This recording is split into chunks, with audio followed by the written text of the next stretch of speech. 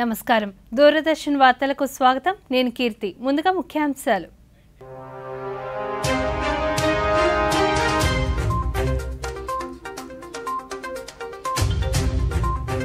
అమెరికాలో పర్యటిస్తున్న ప్రధానమంత్రి. పాలస్తీనాతో శాంతి, స్థిరత్వానికి భారత్ మద్దతు తెలుపుతుందని నరేంద్ర మోదీ వెల్లడి. చెస్ ఒలింపియాడ్లో భారత్కు స్వర్ణ పతకాలు. క్రీడాకారులను అభినందించిన ప్రధానమంత్రి నరేంద్ర మోదీ. హైకోర్టు బెంచ్ ఏర్పాటుకు ప్రభుత్వం సిద్ధంగా ఉందన్న ముఖ్యమంత్రి. న్యాయశాఖ సమీక్షపై ఎన్ చంద్రబాబు నాయుడు పలు కీలక నిర్ణయాలు. తిరుమల శ్రీవారి ఆలయంలో శాంతి హోమం. లడ్డూ నాణ్యతలో అపోహలు తొలగిపోవాలన్న ఆలయ కార్యనిర్వహణాధికారి. ప్రధానమంత్రి మన్ కీ బాత్ కార్యక్రమం ఈ నెల 29వ తేదీ ఆదివారం ఉదయం 11 గంటలకు. తెలుగు అనువాదం వెనువెంటనే దూరదర్శన్ సప్తగిరిలో ప్రసారం. వార్తల్లోని వివరాలు చూద్దాం. డీప్ ఫేక్ సమస్య ప్రపంచ దేశాలకు సవాలుగా మారిందని ప్రధానమంత్రి నరేంద్ర మోదీ అన్నారు. భారత్ కూడా డీప్ ఫేక్ బాధిత దేశమేనని తెలిపారు. అమెరికా పర్యటనలో ఉన్న ప్రధానమంత్రి న్యూయార్క్లో నిర్వహించిన టెక్ సీఈఓల రౌండ్ టేబుల్ సమావేశంలో పాల్గొన్నారు. ఈ సందర్భంగా ఆయన మాట్లాడుతూ సాంకేతిక రంగం నేడు ఎంతగానో అభివృద్ధి చెందుతుందని తెలిపారు. అయితే అదే సమయంలో సవాళ్లు కూడా అలాగే ఉన్నాయన్నారు.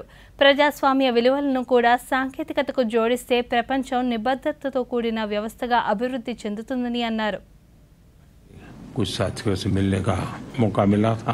भारत में भी आप में से कई साथियों से समय समय पर मुझे मिलने का अवसर मिला है।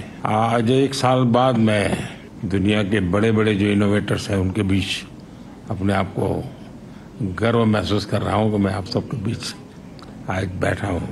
मैं जो ऊर्जा देख रहा हूँ, जो उत्साह देख रहा हूँ और भारत के प्रति जो एक भरोसा देख रहा हूँ, ये वाकई हमें बहुत ही सुखद लगता है, क्योंकि जब आप जैसे एक्सपर्ट लोग कोई बात बताते हैं बदलती हुई दुनिया के विषय में और भारत की संभावनाओं के विषय में, तब भारत में भी एक नीति निर्धारण में हमारा विश्वास बढ़ जाता है। कुछ चीज़ों का सुझाव भी आपने दिया है, मेरी टीम ने सारी चीज़ों को नोट किया है, क्योंकि हम चाहते हैं कि आप जिस दुनिया में काम करते हैं और आप जिन दुनिया को अच्छी तरह जानते हैं और जिसका भविष्य भी आपको अनुमानित है, और तब आपके सुझाव आते हैं, वो सुझाव बड़े वैल्यूएबल होते हैं। आपके अनुभव मेरे लिए बहुत अहम है और इसलिए मैं भले ही टाइम छोटा रहा होगा तो कम रहा होगा, लेकिन उस महत्वपूर्ण बातों को बहुत तवज्जो देता हूँ, उसको बहुत बड़ा देता हूँ। एक बात सही है कि 21वीं सदी टेक्नोलॉजी ड्रिवन है। शायद ही जीवन का कोई क्षेत्र ऐसा होगा कि जिसको अब टेक्नोलॉजी ड्राइव न करती हो। किसी समय टेक्नोलॉजी का प्रभाव था, अब मैं देखता हूँ टेक्नोलॉजी ड्राइव करने वाली है। लेकिन ऐसे समय में सिर्फ टेक्नोलॉजी या टेक्नोलॉजी प्लस डेमोक्रेसी, इसका एक संतुलन बहुत जरूरी है। అమెరికా పర్యటనలో ఉన్న ప్రధానమంత్రి నరేంద్ర మోదీ పలు దేశాధినేతలతో భేటీ అవుతున్నారు. ఈ క్రమంలో పాలస్తీనా అధ్యక్షులు మహమ్మద్ అబ్బాస్తో న్యూయార్క్లో భేటీ అయ్యారు. పాలస్తీనాలో శాంతి, స్థిరత్వాన్ని పునరుద్ధరించడానికి భారతదేశం మద్దతు ఉంటుందని పునరుద్ఘాటించారు. పాలస్తీనా ప్రజలతో చిరకాల స్నేహాన్ని మరింత పటిష్టం చేసుకునేందుకు తాము సిద్ధంగా ఉన్నామని ప్రధాని తెలిపారు. ఈ సందర్భంగా ఇరు దేశాల ఒప్పందాలు, ప్రపంచ సవాళ్లు తదితర అంశాలపై ఇరువురి నేతలు చర్చించారు.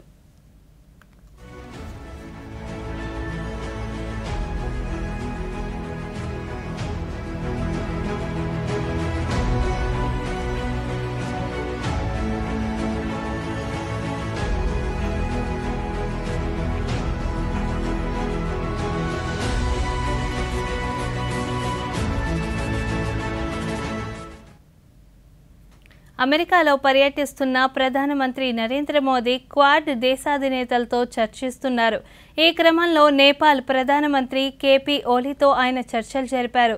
భారత్ పొరుగు దేశమైన నేపాల్తో కొన్ని దశాబ్దాలుగా ద్వైపాక్షిక ఒప్పందాలు అమలవుతున్న నేపథ్యంలో ఆయా ఒప్పందాలపై ప్రధానమంత్రి చర్చించారు. అదేవిధంగా ఇంధనం, సాంకేతికత, వాణిజ్యం వంటి అంశాలపైన ఇరువురి ప్రధానులు ప్రధానంగా దృష్టి పెట్టారు. అదేవిధంగా సమస్యల పరిష్కారానికి తీసుకోవాల్సిన చర్యలపైన చర్చించినట్టు ప్రధానమంత్రి నరేంద్ర మోదీ తెలిపారు.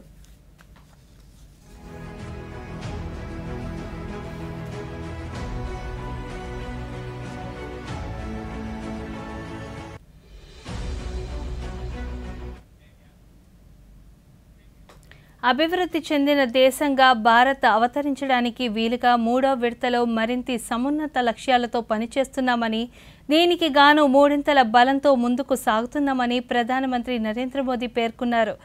భారత్ అవకాశాల స్వర్గమని వెల్లడించారు. అమెరికా పర్యటనలో భాగంగా న్యూయార్క్లోని నస్సా వెటరన్స్ కొలెన్సియాలో జరిగిన ప్రవాస భారతీయుల సదస్సులో ఆయన మాట్లాడారు. ఈ సదస్సుకు దాదాపు 13,000 మంది హాజరయ్యారు. ఈ సందర్భంగా ప్రధానమంత్రి మాట్లాడుతూ అత్యంత సంక్లిష్టమైన సుదీర్ఘమైన ఎన్నికల ప్రక్రియలో విజయం దక్కించుకున్నామని తెలిపారు. ఈ ఎన్నికల్లో అసాధారణ పరిణామం చోటు చేసుకుందని, అబ్ కీ బార్ మోదీ సర్కార్ వచ్చిందన్నారు. 60 ఏళ్ల తర్వాత భారత ప్రజలు ఇచ్చిన ఈ తీర్పుకు అత్యంత ప్రాధాన్యం ఉందని ప్రధాని మోదీ పేర్కొన్నారు. సుపరిపాలన, సుసంపన్న భారత్ సాధన కోసం తన జీవితాన్ని అంకితం ఇచ్చినట్టు ప్రధాని తెలిపారు. విధి తనను రాజకీయాల వైపు నడిపించిందని, ముఖ్యమంత్రి, ప్రధానమంత్రి అవుతానని ఏనాడు అనుకోలేదన్నారు. గత 10 ఏళ్లలో తన సుపరిపాలనను చూసిన ప్రజలు మూడోసారి అధికారం ఇచ్చారని వెల్లడించారు. త్యాగాలు చేసేవారే ఫలాలను పొందుతారని, ప్రవాస భారతీయులు ఎక్కడ ఉన్నా ప్రతి రంగంలోనూ సామాజిక, దేశాభివృద్ధికి దోహదపడతారని తెలిపారు. దేశం గర్వపడేలా చేయడంలో భారతీయ అమెరికన్ల పాత్ర ఎంతో ఉందని ప్రశంసించారు. 500 मिलियन से ज्यादा लोगों को बैंकिंग सिस्टम से जोड़ा, 55 करोड़ यानी 550 मिलियन से ज्यादा लोगों को 5 लाख रुपए तक का फ्री मेडिकल ट्रीटमेंट देना, 4 करोड़ यानी 40 मिलियन से ज्यादा फैमिलीज को पक्के घर देना, कोलेटरल फ्री लोन्स का सिस्टम बनाकर करोड़ों लोगों को ईज ऑफ क्रेडिट से जोड़ना, ऐसे अनेकों काम हुए। तब इतने लोगों ने खुद ने गरीबी को हराया। ఈరోజు హర్యానా ఎన్నిక ప్రచారంలో కేంద్ర హోంమంత్రి అమిత్ షా పాల్గొన్నారు. టొహానాలో నిర్వహించిన ప్రచారంలో పాల్గొన్న మంత్రి ఈ సందర్భంగా మాట్లాడుతూ కాంగ్రెస్ పార్టీపై పలు ఆరోపణలు చేశారు. హస్తం పార్టీ దళిత వ్యతిరేకి అన్నారు. కుమారి షల్టా, అశోక్ ధన్వర్ వంటి నేతలను అవమానించిందని ఆరోపించారు. రిజర్వేషన్లపై కాంగ్రెస్ అగ్రనేత రాహుల్ గాంధీ చేసిన వ్యాఖ్యలను తప్పుపట్టిన అమిత్ షా రిజర్వేషన్లు కోటాను రక్షించగల నేత ప్రధాని నరేంద్ర మోదీ మాత్రమేనని వ్యాఖ్యానించారు. 40 साल से 1 रैंक 1 पेंशन की मांग हरियाणा करता था। हमारे देश भर के सेना के जवान करते थे, मगर कांग्रेस नहीं मानती। आपने 2014 में मोदी जी को प्रधानमंत्री बनाया, 1 रैंक 1 पेंशन को 2015 में समाप्त करने का काम मोदी जी ने। लाखों करोड़ों रुपया सेना के जवानों के बैंक अकाउंट में डायरेक्ट गए, और एक कांग्रेस पार्टी आज भी जिस कश्मीर की सलामती के लिए हमारे जवानों ने शहादत दी, वो कश्मीर के लिए कश्मीर में जाकर नेशनल कॉन्फ्रेंस से क्या कह रही? वो कह रहे हैं कि धारा 370 समाप्त कर दी। भाइयों बहनों, मुझे बताओ, मोदी जी ने धारा 370 हटाई, उसको वो वापिस लाना चाहते हैं। मुझे बताओ हरियाणा वालों, धारा 370 वापिस आनी चाहिए क्या? अरे जोर से बोलो, आनी चाहिए क्या? एक कश्मीर जो है हमारा है या नहीं है? राहुल बाबा, तुम तो क्या, आपकी तीसरी पीढ़ी आ जाओ, धारा 370 नहीं है। కర్నూలులో హైకోర్టు బెంచ్ ఏర్పాటుకు రాష్ట్ర ప్రభుత్వం సిద్ధంగా ఉందని ముఖ్యమంత్రి నారా చంద్రబాబు నాయుడు అన్నారు. ఈ రోజు ఆయన న్యాయశాఖపై సమీక్ష నిర్వహించారు. ఈ సందర్భంగా ముఖ్యమంత్రి మాట్లాడుతూ హైకోర్టు బెంచ్ ఏర్పాటు ప్రతిపాదనను త్వరలోనే కేంద్రానికి పంపనున్నట్లు స్పష్టం తెలిపారు. ఈ మేరకు మంత్రివర్గ భేటీలో తీర్మానం చేస్తామన్నారు. అమరావతిలో అంతర్జాతీయ న్యాయ కళాశాల ఏర్పాటుపైన ముఖ్యమంత్రి సమీక్షించారు. Bar council of India trust ద్వారా 100 ఎకరాల్లో న్యాయ కళాశాల ఏర్పాటు చేయాలని నిర్ణయించినట్లు తెలిపారు. జూనియర్ న్యాయవాదులకు నెలకు 10,000 రూపాయల గౌరవ వేతనం ఇవ్వాలని నిర్ణయించారు. ఈ ప్రక్రియను ప్రారంభించాలని అధికారులను ఆదేశించారు. జూనియర్ న్యాయవాదులకు శిక్షణ అకాడమీ ఏర్పాటుకు కార్యాచరణ సిద్ధం చేయాలన్నారు.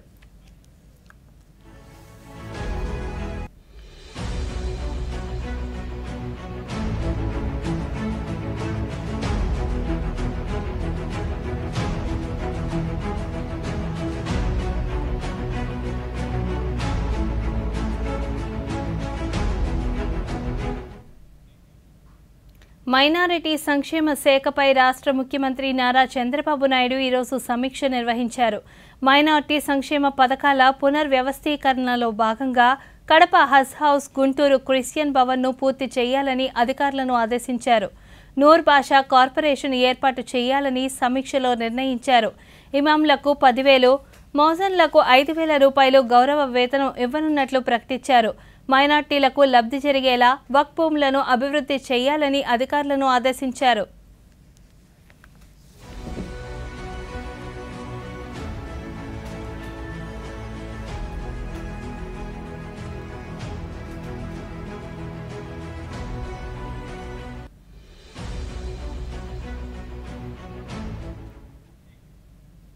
రాష్ట్ర ఐటీ శాఖ మంత్రి నారా లోకేష్ ప్రజా సమస్యల పరిష్కారం కోసం ప్రజా దర్బార్ కార్యక్రమం ఈరోజు ఉండవల్లిలో నిర్వహించారు. ఈ కార్యక్రమంలో మంగళగిరి నియోజకవర్గంతో పాటు రాష్ట్రంలో అనేక ప్రాంతాల నుంచి ప్రజలు మంత్రి లోకేష్ను కలిసి వారి సమస్యలు వివరించారు. ఈ రోజు మంత్రిని కలిసిన వారిలో ఏపీ జెన్కో ఉద్యోగులున్నారు. జెన్కోలో ఫైర్, సెక్యూరిటీ విభాగాల్లో పనిచేస్తున్న మాజీ సైనికులకు రెగ్యులర్ సిబ్బందితో పాటు సమాన వేతనం కల్పించాలని ఉద్యోగులు మంత్రిని కోరారు. ఏడాదికి ఉన్న సెలవులను 12 నుంచి 30కి పెంచాలని విజ్ఞప్తి చేశారు. బాధిత ప్రజల నుంచి ఫిర్యాదులు స్వీకరించిన మంత్రి వాటిని వెంటనే పరిష్కరించాలని అధికారులను ఆదేశించారు.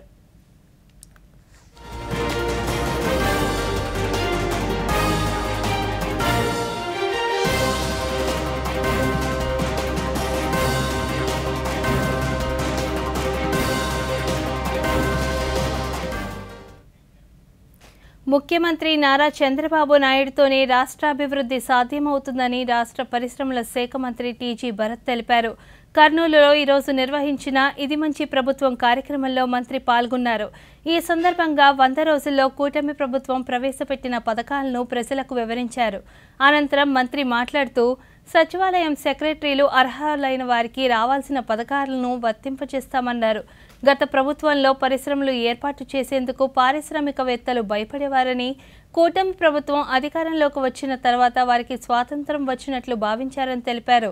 20 లక్షల ఉద్యోగాలు ఇస్తామని హామీ ఇచ్చామని, ప్రభుత్వ, ప్రైవేటు రంగాల్లో ఉద్యోగ అవకాశాలు కల్పిస్తామని మంత్రి పేర్కొన్నారు. విజన్ 2020 అంటే నవీనారమ్మ అందరూ ఏంది విజన్ ఏంది 2020 అని. ఈ రోజు హైదరాబాద్ చూస్తున్నారు ఏ రకంగా అయింది, ఆయన చేసినదే కదా. ఈ రోజు అంత గ్రోత్ ఇచ్చినది చంద్రబాబు గారి నుంచే కదా. సో మీరు అనేది ఏదైనా ఇట్లాంటివి వచ్చినప్పుడు కొద్దిగా ఇన్వాల్వ్ కాండి, చెప్పండి మీ ఐడియాలు, ఆలోచనలు చెప్పండి. అందులో 20 లక్షల ఉద్యోగాలు చేస్తామని చెప్పి హామీ ఇవ్వడం జరిగింది 5 ఏళ్లలో మన గవర్నమెంట్. సో ఇవన్నీ కూడా ఒకటి గవర్నమెంట్ జాబ్స్ ఫిల్ చేస్తారు, ఒకటి ఇట్లా ప్రైవేట్ నుంచి ఇండస్ట్రీస్ వస్తాయి. ఎందుకు ఇండస్ట్రీస్ ఇప్పుడు ఇన్నాళ్ళు రాలే లాస్ట్ 5 ఏళ్ళు అంటే అప్పుడు ప్రభుత్వం రాక్షస ప్రభుత్వం. ఆ ప్రభుత్వంలో రావాలంటే భయపడితే వాళ్ళు నాకు వచ్చి ఎంతమంది వచ్చి కలుస్తుంటారమ్మా. ప్రతి ఒక్కళ్ళు ఎన్ని కష్టాలు ఎన్ని బాధలు చెప్పారో నాకు తెలుసు.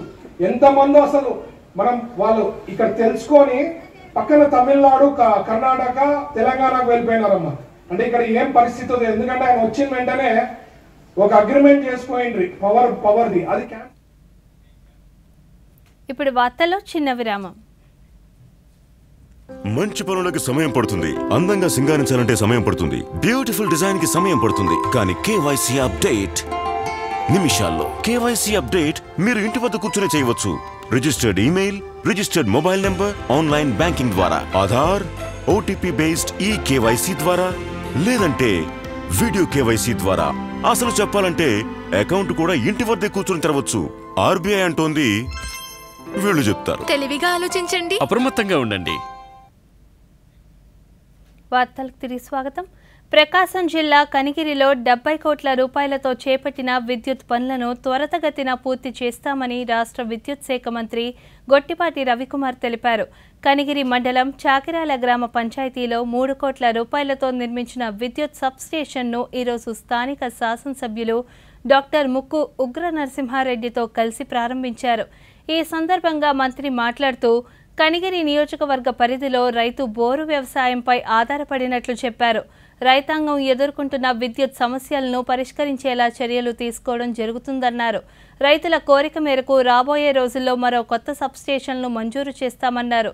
త్వరితగతిన వెలుగొండ ప్రాజెక్టును పూర్తి చేసి ఈ ప్రాంత సాగు, తాగునీటి సమస్యలను పరిష్కరించేలా చర్యలు తీసుకోవడం జరుగుతుందని మంత్రి తెలిపారు. కొంతమందికి ఇచ్చేవాళ్ళు కాదు. ఇవాళైతే మేము వారం రోజుల్లో 10 రోజుల్లో వీళ్ళ ముగ్గురికి ఇవ్వటమే కాకుండా రాష్ట్రంలో ఎక్కడైనా అనుకోని పరిస్థితుల్లో యాక్షన్ జరిగితే యాక్షన్ జరగాలని కోరుకోవట్లా.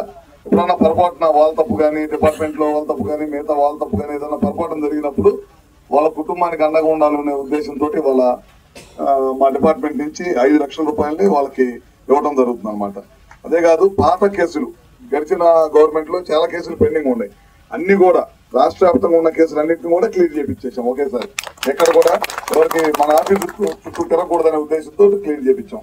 అదొక కార్యక్రమం చేశాము. ఇందాక మన వాళ్ళు చెప్పారు డిపార్ట్మెంట్ వాళ్ళు, ఇక్కడ దాదాపు 70 కోట్ల రూపాయలతోటి ఆర్డీఎస్ స్కీమ్ ద్వారా పనులు జరుగుతున్నాయి. ఇది కొద్దిగా సులువైందని ఆ కాంట్రాక్టర్ తోటి తొందరగానే పిలిపించి ఇమీడియట్ గా పిలిపించి పనులు స్టార్ట్ చేసి తొందరగా పూర్తి చేయమని చెప్తానని చెప్పి కూడా చెప్తా ఉన్నాను.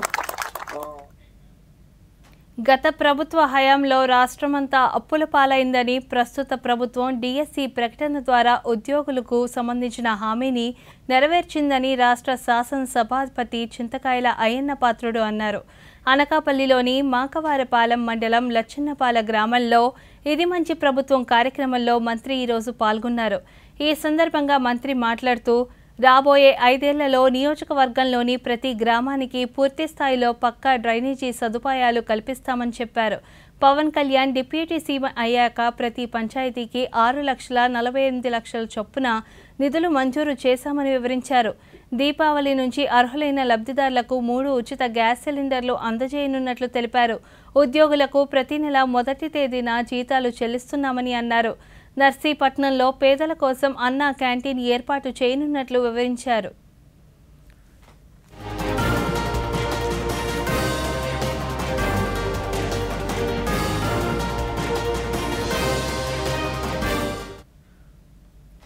రాష్ట్ర అభివృద్ధికి ధ్యేయంగా కూటమి ప్రభుత్వం పనిచేస్తుందని రాష్ట్ర సమాచార, పౌర సంబంధాలు, గృహ నిర్మాణ శాఖ మంత్రి కొలుసు పార్థసారథి అన్నారు. నూజివీడు మండలం సుంకోలులో ఈరోజు ఆయన పర్యటించారు. ఈ సందర్భంగా పలు అభివృద్ధి కార్యక్రమాలకు శంకుస్థాపన చేశారు. అనంతరం మంత్రి మాట్లాడుతూ రాష్ట్ర అభివృద్ధికి కూటమి ప్రభుత్వం కృషి చేస్తున్నట్లు తెలిపారు.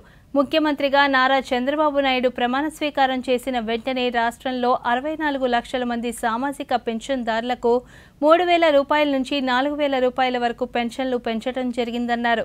గత ప్రభుత్వంలో రాష్ట్రంలో 2.5 లక్షల మంది వాలంటీర్లు 2-3 రోజులు సామాజిక పెన్షన్లు పంపిణీ చేసేవారని, కూటమి ప్రభుత్వం వచ్చిన తర్వాత కేవలం 1,30,000 మంది సచివాలయ సిబ్బందితో ఒక్క రోజులోనే పంపిణీ చేస్తున్నామన్నారు. 100 రోజులు పూర్తి చేసుకున్న కూటమి ప్రభుత్వానికి ప్రజలు బ్రహ్మరథం పడుతున్నట్లు చెప్పారు. మొదటి రోజునే చంద్రబాబు నాయుడు గారు రాష్ట్రంలో 64 లక్షల మంది పెన్షన్ని 3,000 రూపాయల నుంచి 4,000 రూపాయలకి అధికారులకు రాకముందే శాంక్షన్ చేసిన విషయాన్ని మీ దృష్టికి తీసుకొస్తా ఉన్నాను. 4,000 ఇవ్వటమే కాకుండా గడిచిన 3 నెలలకు కూడా 1,000 రూపాయలకు కలిపి 7,000 రూపాయలు ఇవ్వటం జరిగిందని చెప్పేసి మనం చేస్తాను. అంతకుముందు చెప్పేవాళ్ళు గత ప్రభుత్వం వాలంటరీ వ్యవస్థను నేనే కనుగొన్నాను. వాలంటరీ వ్యవస్థ మూలంగానే ఈ రాష్ట్రం పనిచేస్తా ఉంది. ఆ వ్యవస్థని ఏర్పాటు చేసింది నేనే. ఆ వ్యవస్థను అందరూ కూడా నా సైనికులు అని చెప్పేసి గొప్పగా చెప్పుకునేవాళ్ళు గత ముఖ్యమంత్రి జగన్మోహన్ రెడ్డి గారు. 2.5 లక్షల మంది తిరుమల శ్రీవారి ప్రసాదాలకు వినియోగించే నెయ్యిలో తాము ఎలాంటి తప్పిదాలకు పాల్పడలేదని టీటీడీ బోర్డు మాజీ చైర్మన్ భూమిన కరుణాకర్ రెడ్డి అన్నారు. శ్రీవారి ప్రసాదాల తయారీలో కల్తీ నెయ్యి ఉపయోగించారనే వార్తలపై స్పందించిన ఆయన వైసీపీ శ్రేణులతో కలిసి ఇవాళ తిరుమల చేరుకున్నారు.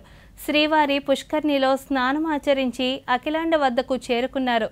కర్పూర హారతి ఇచ్చి అఖిలాండ కోటి బ్రహ్మాండ నాయక శరణాగతి స్వామి అంటూ వెంకటేశ్వర స్వామి సమక్షంలో లడ్డూ ప్రసాదం విషయంలో ఎటువంటి తప్పు జరగలేదని, తప్పు జరిగి ఉంటే ఏ విచారణకైనా సిద్ధమని ప్రమాణం చేశారు. ఇంతలో పోలీసులు అక్కడికి చేరుకొని అక్కడి నుంచి ఆయన్ని తరలించారు.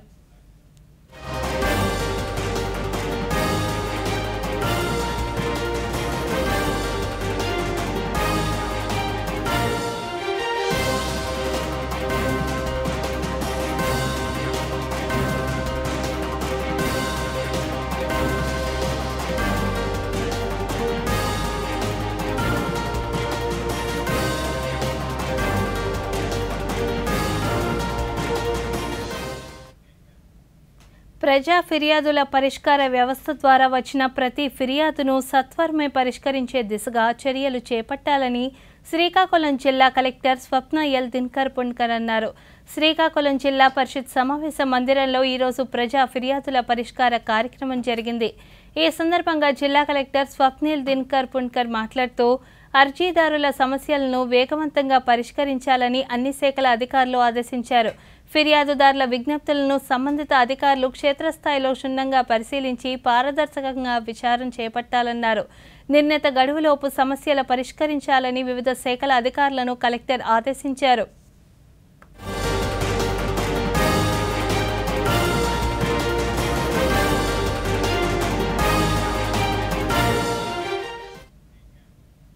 దేశవ్యాప్తంగా మహిళలపై జరుగుతున్న అవాంఛనీయ సంఘటనలు రోజురోజుకి పెరుగుతున్నాయని జాతీయ మానవ హక్కుల కమిషన్ చైర్మన్ విజయభారతి సయాని అన్నారు. పశ్చిమ గోదావరి జిల్లా తాడేపల్లిగూడెంలోని ఎన్ఐటీలో బహిరంగ ప్రదేశాల్లో మహిళల రక్షణ అంశంపై వర్క్షాప్ జరిగింది. ఈ సందర్భంగా ఆమె మాట్లాడుతూ జాతీయ మానవ హక్కుల కమిషన్ అన్ని రాష్ట్రాల్లోనూ గ్రామీణ ప్రాంతాల్లో పర్యటించింది. వివిధ వర్గాల ప్రజల నుంచి అభిప్రాయాలను సేకరిస్తుందన్నారు. అనంతరం ప్రజల వివిధ రంగాల మేధావుల నుంచి వచ్చిన సలహాలను కేంద్ర మంత్రిత్వ శాఖకు నివేదిస్తామన్నారు. మహిళలకు భద్రత కల్పించాల్సిన అవసరం ఆయా ప్రభుత్వాలపై ఉందని తెలిపారు. బాలబాలికలు, స్త్రీ పురుషులు, థర్డ్ జెండర్స్ హక్కుల రక్షించడం కమిషన్ బాధ్యతని పేర్కొన్నారు. తాము పదవి బాధ్యతలు చేపట్టినప్పటి నుంచి ఇప్పటి వరకు వచ్చిన ఫిర్యాదులను పరిశీలించి 6 కోట్ల రూపాయల బాధితులకు పరిహారంగా ఇప్పించామన్నారు. ఫిర్యాదుదారు ద్వారా సమస్యను పరిశీలించి అవసరమైతే వాటిని సుమోటోగా స్వీకరిస్తామని ఆమె వివరించారు.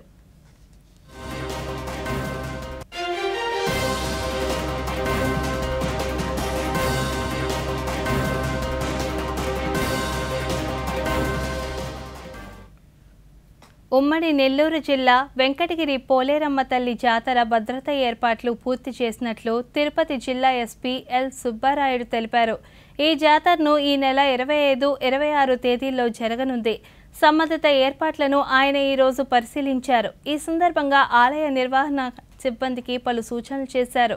అనంతరం ఆయన మీడియాతో మాట్లాడుతూ అమ్మవారి జాతరకు విచ్చేయుచున్న భక్తులకు ఎలాంటి అవాంఛనీయ సంఘటనలు జరగకుండా భారీ పోలీసు బందోబస్తు నిర్వహిస్తున్నట్లు చెప్పారు.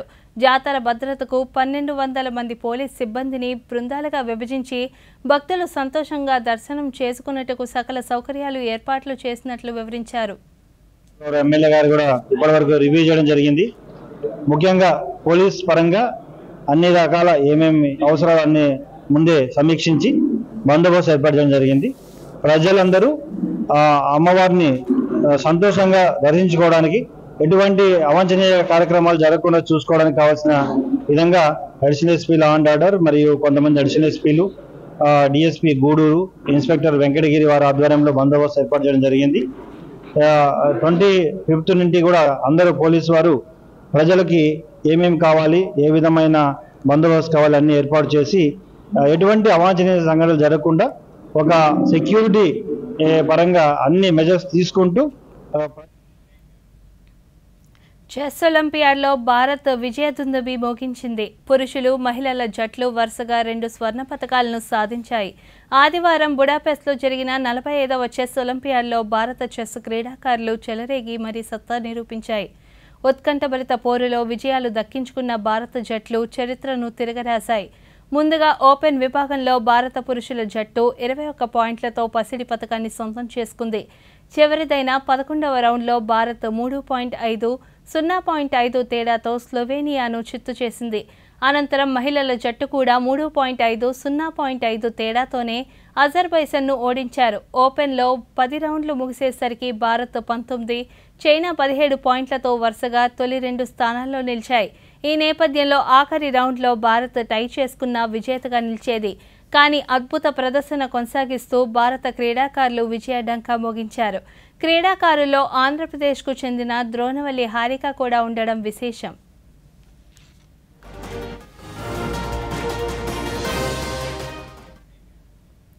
చెస్ ఒలింపియాడ్లో భారత క్రీడాకారులు స్వర్ణ పతకాలు సాధించడం పట్ల ప్రధానమంత్రి నరేంద్ర మోదీ హర్షం వ్యక్తం చేశారు. 45వ చెస్ ఒలింపియాడ్లో పురుషులు, మహిళల విభాగంలో స్వర్ణ పతకాలు సాధించిన వారిని ఆయన అభినందించారు. అద్భుతమైన విజయాలు సాధించారని ప్రశంసించారు. భారత చెస్ బృందం 45వ చెస్ ఒలింపియాడ్ను గెలుచుకోవడంతో దేశానికి చారిత్రాత్మక విజయం లభించిందన్నారు. అద్భుతమైన పురుషులు, మహిళల చెస్ జట్లకు అభినందనలు తెలుపుతున్నానని పేర్కొన్నారు. ఈ అద్భుతమైన విజయం భారతదేశ క్రీడా పదంలో కొత్త అధ్యాయాన్ని సూచిస్తుందన్నారు.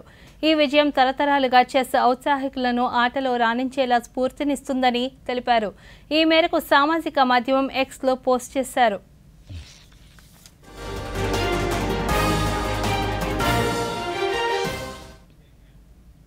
చెస్ ఒలింపియాడ్లో భారత క్రీడాకారులు స్వర్ణ పతకాలు సాధించడం పట్ల ఆంధ్రప్రదేశ్ గవర్నర్ అబ్దుల్ నజీర్ అభినందనలు తెలిపారు. మహిళలు, పురుషుల జట్లు చాలా వ్యూహాత్మకంగా ఆడి భారత్కు విజయాన్ని అందించారని పేర్కొన్నారు. ఈ మేరకు గవర్నర్ సామాజిక మాధ్యమం ఎక్స్లో పోస్ట్ చేశారు.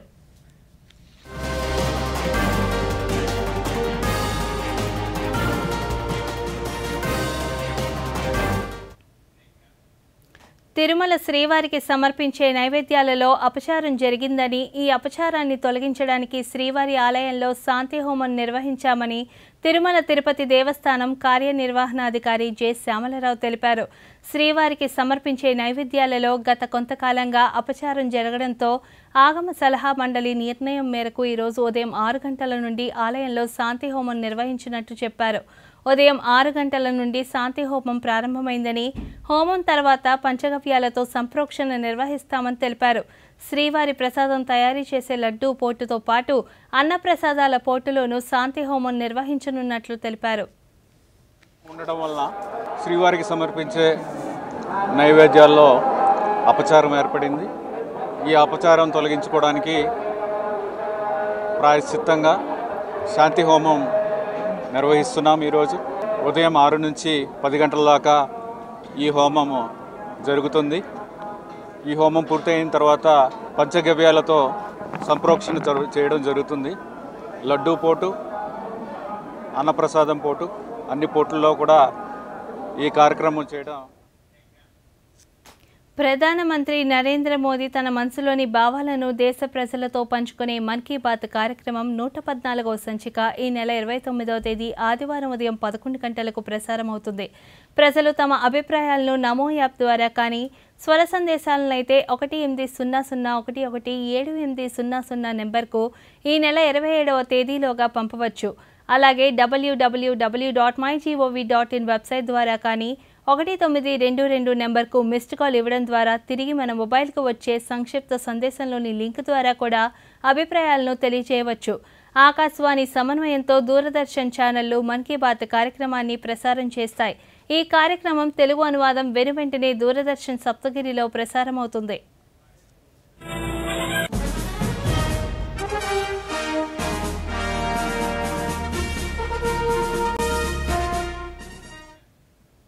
ఈ వార్తలు ఇంతతో సమాప్తం. నమస్కారం.